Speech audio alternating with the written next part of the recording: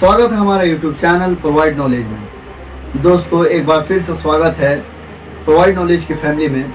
और मैं मोहम्मद तालिब सोहेल आपके साथ एक बार फिर से हाजिर हूँ एक ऐसे नॉलेज को लेकर जो कि आप सबको भी और आपको भी अपने घर में चौकन्ना रहने की ज़रूरत है।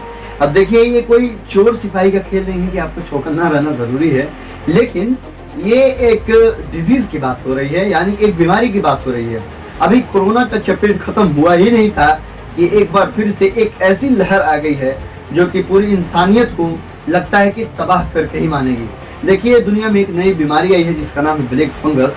इससे लोग कितना ज्यादा प्रभावित हो रहे हैं, अभी तो इसकी शुरुआत है, आगे आगे देखते हैं होता है क्या। तब तक के लिए मैं आपको लेटेस्ट अपडेट सुना दूं, जिसके बाद हम लोग आगे इस टॉपिक की बात करेंगे।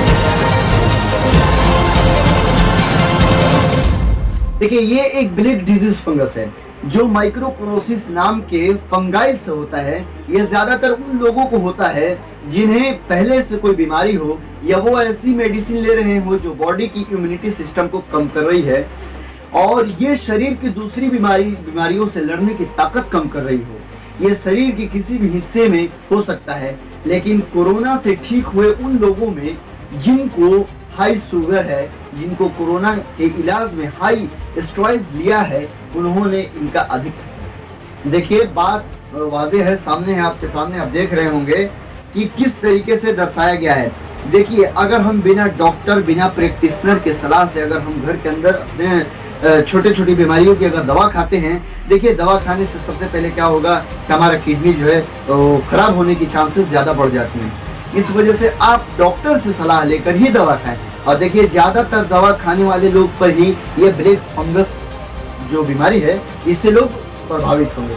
देखिए, आप जो किसी भी चीज़ को कीजिए उसको डॉक्टर और प्रैक्टिशनर से यानी मेडिकल अप्लायंस से सलाह लेके ही किया कीजिए। और देखिए आगे क्या कह रहे हैं, ये शरीर के किसी भी हिस्से में हो सकता है। देखिए, आँख हो, कान हो, नाक हो, जबड़ा हो, ये शरीर के किसी भी हिस्से पर हो सकता है, इसका कोई गारंटी नहीं है। लेकिन कोरोना से ठीक हुए उन लोगों में इनको हाई शुगर, जिन्होंने कोरोना के इलाज में हाई स्टेरॉइड लिया है, इनका अधिक खतरा है। देखिए, अगर कोरोना आपका जो है ठीक हो गया हो, लेकिन अगर आप हाई शुगर के पेशेंट है, डायबिटीज के पेशेंट है, तो आपको वो ब्लैक फंगस होना लाजिम है, यानी जरूरी है, आपको हो सकता है। अब बारी है, चलते हैं दूसरे लहर की तरफ। अब देखते हैं कि इसका जो असर है और किन किन चीजों से हो रहा है। क्या हमारे वातावरण में जो फैलने वाली गंदी जो है गैसेस हैं, उनकी वजह से हो रहा है और किसकी वजह से हो रहा है, इस लेटेस्ट अपडेट में हम लोग देखते हैं।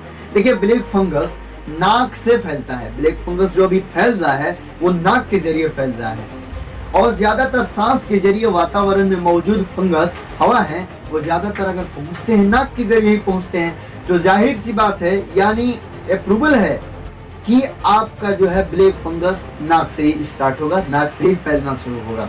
अब देखिए आगे की तरफ, अगर शरीर में किसी तरह का घाव है या शरीर कहीं जल गया है, तो वहां से भी इंफेक्शन शरीर में फैल सकता है। अब मैं बता दूं आपको कि किस तरीके से इससे बचा जा सकता है, इसकी मतलब क्या बचाव के तरीके हैं, आप सुन लें।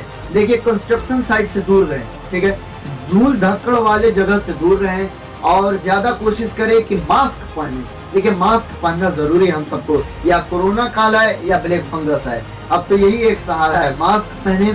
और देखिए, मैं आपको एक और चीज बता दूं, जब गार्डनिंग या खेती करते वक्त फुल स्विंग ग्लोवन पहने, यानी यहाँ से यहाँ तक, जो जैसे हम लोग गमछा बांधते हैं, कई कई जगहों पर गमछा का रिवाज है, तो आप जिससे तौलिया भी बोलते हैं हम लोग यहाँ पे, तो आप उससे जिससे मुंह पोंछते हैं, कॉटन का होता है, तो आप उससे मुंह बांध लें ताकि आप यहाँ का सुरक्षित रहे।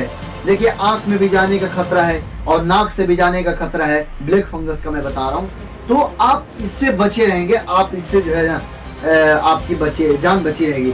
उन जगहों पर ना जाने की कोशिश करें, यानी उन जगहों पर ना जाएं जहां पानी का लीकेज हो। जहां पानी का लीकेज हो रहा है वहां पर नहीं जाना है आपको, जहां ड्रेन्स का पानी इकट्ठा हो वहां ना जाए। जैसे देखिए, बहुत सारे नदी तालाब होते हैं, उसमें पानी जमे होते हैं और हरे हरे जो है वो क्या बोलते हैं उसको, एल्गी जो हैं उत्पन्न हुए होते हैं, हरे हरे आप लोग देखे होंगे, तो वहां पे आप लोग ना जाएं, क्योंकि बहुत सारे जो है गंदगियां उसमें डाली जाती हैं, कूड़े करकट डाले जाते हैं, जिसकी वजह से वहां पे बहुत सारे मच्छरों की भी पैदाइश होती है। इस वजह से आप ऐसी जगह पे ना जाएं जहां आपको लगे कि मैं बीमार हो सकता हूं। ज्यादा से ज्यादा कोशिश करें कि लोगों की मदद करें। देखिए कोरोना काल में लोगों की समझ लीजिए कि रीढ़ की हड्डी टूट चुके हैं। जो रोज कमाने खाने वाले लोग हैं उनकी तो हालत पूछिए मत। इसलिए आप ज्यादा से ज्यादा कोशिश करें कि उनकी मदद करें। जब आप बचे रहेंगे, हम बचे रहेंगे, तो पूरी ह्यूमैनिटी सिस्टम बची रहेगी। इसलिए stay home, stay safe. Thank you.